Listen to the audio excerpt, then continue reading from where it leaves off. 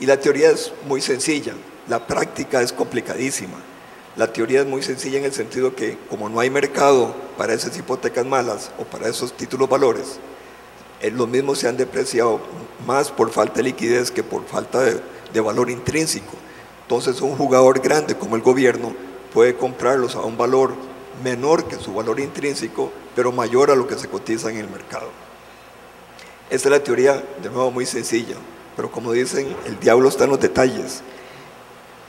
Definir el precio intrínseco de un título valor va a depender de varios factores, va a depender del grado de depresión de precios que exista en el mercado norteamericano inmobiliario, pero eso varía de estado a estado y varía aún dentro del propio estado. Otro tema importante en esa línea o en esa declaración de la ley de comprar hipotecas es si comprarle hipotecas, muchas hipotecas a pocos bancos grandes o comprar y salvar a esos bancos grandes o comprarle pocas hipotecas a muchos bancos pequeños. Otro tema, porque la ley permite comprar otro tipo de activos, es dedicar los 700 billones de dólares a comprar solo hipotecas o comprar otras titularizaciones, por ejemplo, titularizaciones de préstamos de automóviles, que ya alguna gente está hablando que el descalabro en préstamos de automóviles va a llegar a un volumen o un saldo similar al de los préstamos subprime hipotecarios, o concentrarse únicamente en préstamos hipotecarios. Lo que quiero decir es que el tema de comprar hipotecas va a ser mucho más complejo de lo que la ley o de lo que los legisladores, en un afán de aprobarla rápidamente, admitieron abiertamente. Dichosamente, y para beneficio general, la ley TARP permite también invertir en el capital de los bancos, en procura de la estabilidad del sistema financiero. Y aunque la sociedad norteamericana repudia la estatización de sus bancos o de cualquier empresa comercial, probablemente esto es la aplicación más prioritaria de esos 700 billones de dólares para rescatar a la banca ahora, ya, y no dedicarse por meses a estructurar un programa de compra de activos hipotecarios que va a ser sumamente complejo. En estos momentos, 9 bancos ya han aplicado para ser capitalizados por el gobierno de Estados Unidos, 9 de los principales bancos. Mejor dicho, de otra forma, los 9 principales bancos ya aplicaron. No es que 9 de los principales, los 9 principales, los 9 más grandes ya aplicaron.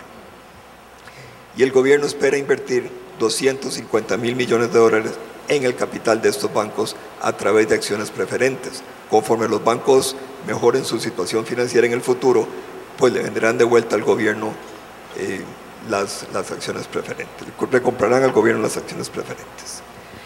Pero sí, en el caso de Estados Unidos es mucho más compleja la solución que en otros países. En cuanto a las medidas, algo interesante, Marco, que han hecho en Panamá, pues lo vimos interesante, crear una comisión de vigilancia de la cual tú eres parte para prever pues medidas que se puedan tomar. Y nada más como dato, y lo leí en un artículo reciente, comparando el caso de Japón y el caso de Suecia. Suecia, cuando su crisis bancaria se dice porque actuó muy rápidamente y salió relativamente rápido de la crisis. Japón tomó tiempo en reconocer la magnitud de la crisis y tomó casi una década en la economía japonesa. ¿Qué es lo que están haciendo? ¿Te lo puedes explicar un poco lo que están haciendo en Panamá en la comisión presidencial sí, de la que usted eres parte? Sí, gracias. Hay dos problemas que analíticamente uno debería separar mentalmente, pero que sería un error hacerlo en la práctica. Y es lo que llamaríamos la situación del sector financiero y la otra, la situación del sector real, es decir, la producción, el empleo, etc. Uno en un tablero, en una clase, puede darse el lujo de decir, bueno, la clase del martes es sobre el problema financiero y la del miércoles sobre el sector real, y aquí tienen las lecturas y tal. En la práctica hay una relación muy estrecha entre el uno y el otro, y a esta comisión que tú mencionas, Eduardo, no le sigue la pista a los datos bancarios, aunque eso le corresponde a la superintendencia y esa es su responsabilidad, pero también es cierto que las implicaciones y las posibles acciones públicas y privadas sobre el sector real tienen prioridad. En particular, la generación de actividad económica, el empleo, etc.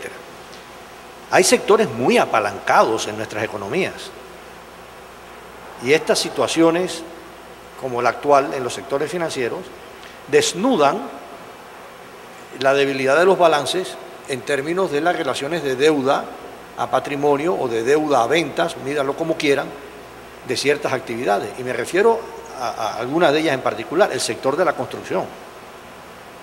El sector de la construcción y las hipotecas que todos, la mayoría tenemos, son actividades financiadas por bancos que están sumamente apalancadas. Yo pongo 20%, el banco me presta el 80%. Afortunadamente en nuestros países esas hipotecas permanecen en general en los archivos, no se convierten en productos muy sofisticados hacia adelante, sin querer decir, so pena de que se me olvide, que los bancos, aunque no las generen, las pudieron haber comprado. Entonces, aunque en las carteras de crédito no hay esa estructuración compleja y sofisticada de entidades financieras norteamericanas, europeas, en las carteras de inversiones de los bancos hay títulos que posiblemente tengan la connotación de complejidad que se había mencionado así.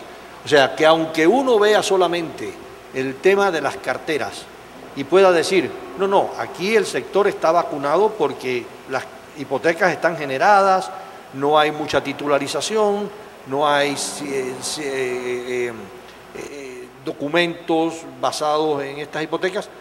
Lo que es cierto es que en las carteras de inversiones muchos del sector financiero tienen esos productos. Entonces, yo opino que si uno quiere hacerle un buen servicio a la sociedad, no a los gobiernos, a la sociedad, no es correcto separar el tema financiero del tema real y el seguimiento debe ser a ambos. ¿Y cuál es la línea que conduce entre el sector financiero y el sector real? El crédito. Cuando el crédito se detiene, la capacidad de apalancamiento de las personas no es tan alta y por tanto la actividad va a tender a reducirse. Esa es la razón por la cual es muy probable que el año 2009 sea un año de una tremenda desaceleración en sectores, en particular los más apalancados. Entre ellos, el préstamo de automóviles, me alegro que lo hayas mencionado, por ahí está escrito en la pared que algo viene por ahí, viviendas y comercio, que tiene un apalancamiento medio de 3-1, no es 6-1, pero es 3-1, y por ahí puede venir el contagio de la reducción del crédito a aquellos sectores que han crecido basados en el crédito. Y eso es lo que estamos siguiendo en particular.